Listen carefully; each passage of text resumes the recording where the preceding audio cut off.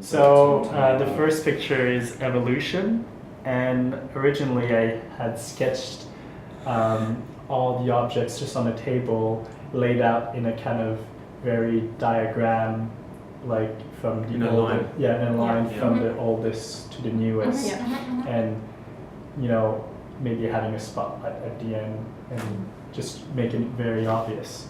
But on the day of the shoot, I looked at it and it wasn't exciting at all. So I said, why don't we just Get some movement and energy into the image. Yeah. So We use wires to rig up all the elements. yeah. So I know that now the concept is not as obvious as it was before, but I think overall the image is more interesting. So we kind of cut the context, which you guys might not like. No, not at all. I think there's always room for reinterpreting something on the day. You know, often like you get something down in a scamp and it looks kind of good on paper, but once you go to shoot it, it not necessarily doesn't have the right energy or right feeling. So I think it's, as long as you still have a kind of core concept that's quite strongly communicated, I think it's fine to deviate from your original idea. It's like a technology explosion. Yeah. Exactly. I think for me as a photographer, it works better than the scamp you did. Yeah. Just because it looks so, aesthetically better. Yeah. Yeah. I mean, we could have gone with the other one. It would have been much simpler. Yeah. And quicker. And quicker, much quicker. But it was just gonna be just like a flat image. The second picture, that changed a lot as well. So the first concept was like with a lot of microphones, and the wires from the microphone created the word sharing, and basically it kind of put like an imaginary person sharing whatever information, like a bit like a prime minister talking to tons of microphones. Yeah, like a broadcast of a Exactly. And then we shot it, and the lighting wasn't right. It just didn't look strong enough.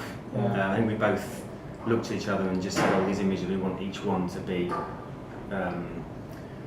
almost like a portfolio shot. Yeah. And we looked at it and we didn't see it as that. It wasn't strong enough. The background was interesting enough that there was no energy compared to the other shots we'd already done. So basically, went back to the drawing board, and I thought about sharing and everything, and I thought about Twitter because the whole theme of this is global connectiveness and everything. So I came up with I called him up and I said, do you know any place that would have like taxidermy bird? And he wasn't sure about it on the phone. I think I wasn't sure about it, but I'd actually done a job already with a guy in South London called the London Taxidermist. We phoned him up and he gave us the crow, not for free, obviously, to pay for it, but at a discount, and that was the best piece we saw on his website, wasn't it? Yeah. Because the thing is that basically the concept changed from sharing to sharing through Twitter, and because Twitter has this logo of a bird, and we didn't want to put any logos like Facebook or whatever, because we had it was a kind of naff or something. So basically, this is an artistic point of view of the whole thing.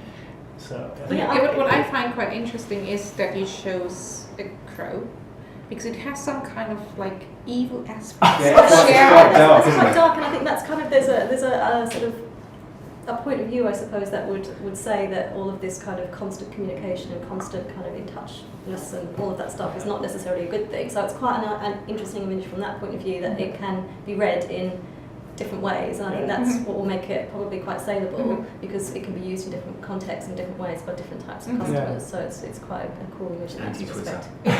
Well, but that's why like celebrities, when you look at celebrities using Twitter, they close their Twitter account, or there's Twitter fights between celebrities, and there's the whole thing that's a good thing and a bad thing about it. It's almost too much information at times. You don't really need to hear all of that stuff, or necessarily want to hear all that stuff. But it's quite interesting that because the first sketch we saw kind of like was more on the positive side, I would say. It was. Kind of like it's the flip side. Flip side, totally. But I think it's just because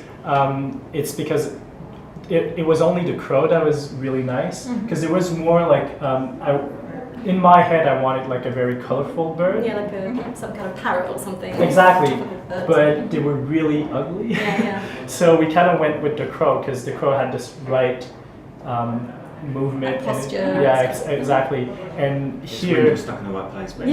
yeah, exactly. And basically, it looks, when you look at the picture unretouched, it looks quite motionless. And with this was a last minute add-on because I looked at the set and I was like, oh, we need some feathers, and I just popped into Camden Market and just went to buy some feathers, and it really changes the whole picture. Yeah, so. it gives it life, doesn't it? Yeah. I think that's kind of has gone from being one of my least favourites when I saw the scan, because for the same reason as you guys probably didn't like it, it was a bit static and it didn't really feel as strong as the other concepts, to being one of my favourites. Yeah, it's really cool.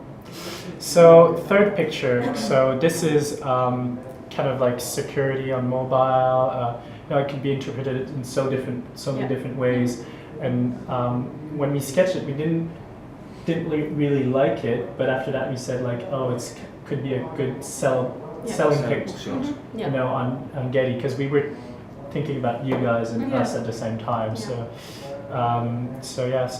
I kind of like the end product with all the glitter around and kind of focuses on. Yeah, I like the simplicity. Yeah, me too. And I like the fact that you've kind of moved on, you know, I mean, there's such a cliche around sort of security like barbed wire and not being able to touch something and whatever, you know, the whole idea of online security is quite difficult to illustrate photographically. So I think just using that ring of glitter acts as a barrier, and it implies that sort of barrier rather than it being cliche, so it's great, it's really nice. So this one is the mirror cut with the foam. This one actually didn't change. Almost didn't change. It looks pretty much like your stamp, doesn't it? Yeah, it's like so I mean I showed it to some other people and everybody gets it from right away. You know, there's like, it's just like I think it's a good straight on concept, so I don't know, I don't have anything much to say about it. There's a nice mood to it as well. Yeah. I mean, just from a very boring point of view, like we'd have to remove all of the identifiable buttons from the iPhone and the microphone. Like these, they'll all need to come off. So I don't know, like, I mean that one is okay, but you thought maybe it was missing something at some point. I did. I tried adding some glitter because we actually shot the glitter with it. Okay. Some bouncing off the mirror. I was like, but I showed it to Julien. He was like, no, I don't think it needs it. So I felt like it was a bit bare compared to the other shots.